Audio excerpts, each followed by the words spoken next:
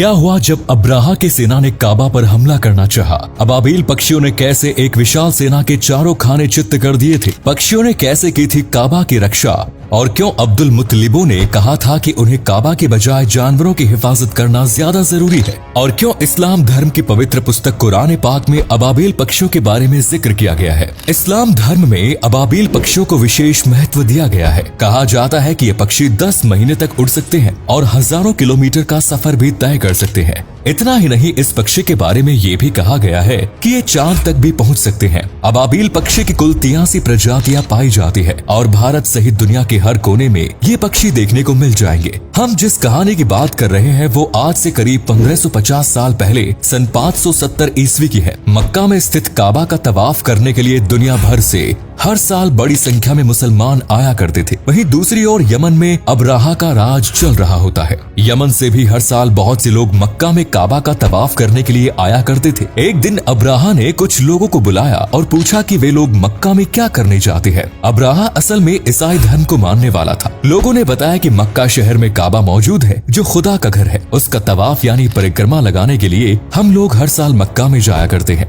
वो घर बहुत ही सुंदर है। इसके बाद अब्राहा ने कहा कि वो उन लोगों के लिए यमन में ही एक शानदार जगह बनवाएगा, जिसके बाद यमन के लोगों को काबा जाने की जरूरत नहीं पड़ेगी। लोग अपने देश में रहकर ही नई जगह का तवाफ कर सकते हैं। बहुत मेहनत के बाद यमन में एक नई इमारत तैयार की गई। अब्राहा ने यमन के लोगों से कहा कि उनके लिए आज से यही अल्लाह का घर है। लेकिन एक भी व्यक्ति नए घर का दीदार करने के लिए नहीं गया। लोगों को तो सिर्फ मक्का का ही तवाफ करना था।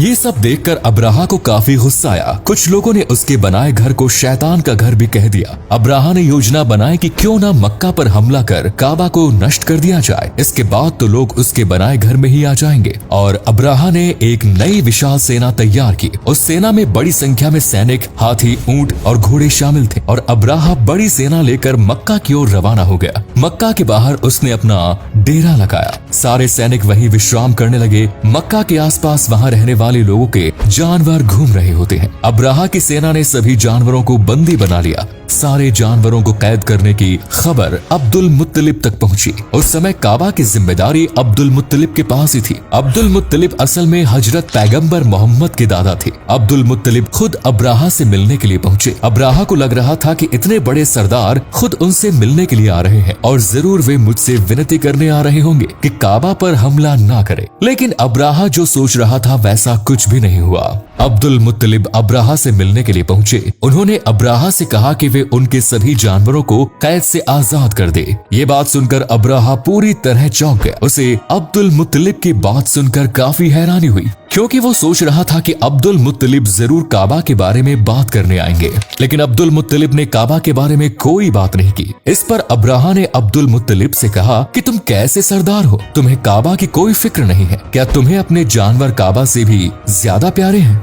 अब्राहा की बात सुनकर अब्दुल मुत्तलिब को पहले तो हंसी आ गई और वे मंद मंद मुस्कुराने लगे। उन्होंने अब्राहा से कहा कि ये सभी जानवर मेरे हैं और इनकी हिफाजत करने की जिम्मेदारी भी मेरी ही है। और जिस काबा की तुम बात कर रहे हो वो मेरा नहीं है। मेरा तो क्या, वो धरती के किसी भी आदमी का नहीं है। वो तो अल्लाह का घर है और अल्लाह अपने घर की हिफाजत करना अच्छे से जानते हैं। वे स्वयं काबा की हिफाजत कर लेंगे। अब्दुल मुत्तलिब की बात सुनकर अब्राहा ने सारे जानवरों को रिहा कर दिया, लेकिन मक्का पर हमला करने का प्लान नहीं टाला। अब्दुल मुत्तलिब अपने सभी जानवरों और मक्का के लोगों को लेकर शहर के बाहर मौजूद पहाड़ियों पर रहने चले गए और कुछ समय के लिए वहीं पर डेरा डाल दिया। मक्का के रहने वाले सभी लोगों ने मिलकर काबा की हिफाजत दुआ की। और इसी बीच अब्राहा काबा पर हमला करने के लिए आगे बढ़ा। उसने फौज को निर्देश दे दिया कि काबा को नष्ट कर दिया। लेकिन इतने में ही कुछ ऐसा होता है जिसकी कल्पना भी किसी ने नहीं की होगी। आसमान में अबाबील पक्षियों का झुंड इकट्ठा हो जाता है। हजारों लाखों अबाबील पक्षी वहां पहुंच जाते हैं। आपको बता दें कि अबाबील पक्षी जब उड़ते हैं तो अपना मुंह खुला रखते हैं और आसमान में उड़ने वाले कीड़े मकोड़ों को खा लेते हैं। लेकिन उस दिन सभी अबाबील पक्षियों का मुंह बंद था और उन्होंने अपने मुंह में पत्थर अटका रखे थे। सभी पक्षियों ने मिलकर अब्राहा की फौज पर पत्थर फेंकने शुरू कर दिए। पूरी फौज पर मानो पत्थर की बारिश होने लगी। अबाबील पक्षी काफी ऊंचाई से पत्थर फेंक रहे थे और जब वो सेना के ऊपर गिर रहे थे तो ऐसा लग रहा था मानो आसमान से गोलियों की बरसात हो रही हो। आसमान से नीचे आते वक्त पत्थरों की स्पीड इतनी अधिक हो गई कि वे पत्थर अब्राहा के सैनिकों और जानवरों के आर पार होने लगे। किसी भी व्यक्ति को अपना सिर बचाने के लिए जगह नहीं मिल रही थी। अब्राहा और सैनिक हाथियों को आगे बढ़ाने की कोशिश कर रहे थे, लेकिन हाथ बार बार अपने कदम पीछे खींच रहे थे।